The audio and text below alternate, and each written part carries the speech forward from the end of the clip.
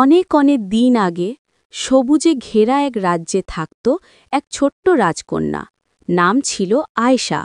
সে খুব সবার সাথে মিশত, কিন্তু একটাই অভ্যাস ছিল, যা কিছু পেত তা অন্যদের সাথে ভাগ করে খেত। একদিন আয়েশা বাগানে খেলতে খেলতে দেখল একটা আহত চড়ুই মাটিতে পড়ে আছে। সবাই বলল, এটা তো ছোট্ট একটা পাখি, এর কোনো দাম নেই।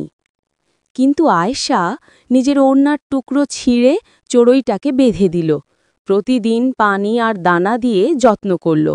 কিছুদিনের মধ্যেই চড়ুইটা আবার উড়তে পারল। হঠাৎ এক রাতে রাজ্যের ওপর ভয়ঙ্কর ঝড় এলো।